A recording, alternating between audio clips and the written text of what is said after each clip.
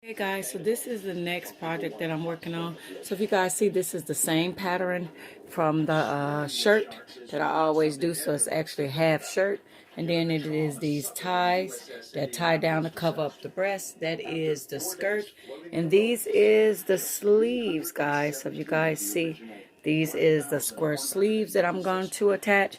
So if you guys want to make this, it's the same pattern from the video with the longer sleeves and the black and white leopard. So you guys see, this is what it looked like, and I'm going to continue to put this together, and then I'll try it on and let you guys see what it looked like.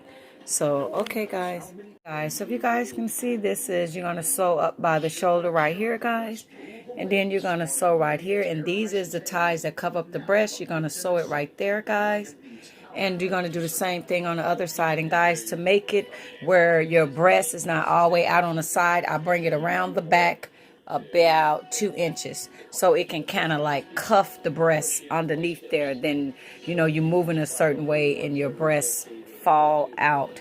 So I just wanted to show you guys that, and I'm gonna continue to put it together. Bye.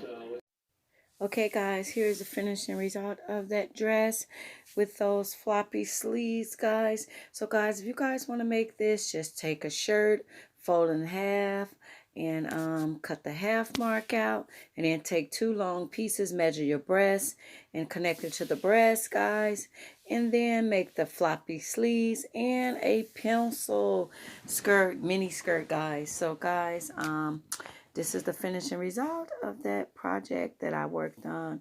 So as always, guys, thank you guys so much for watching.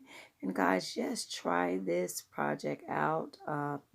I liked it a lot. Thank you guys so much for watching. God bless, guys. Happy sewing. Bye-bye.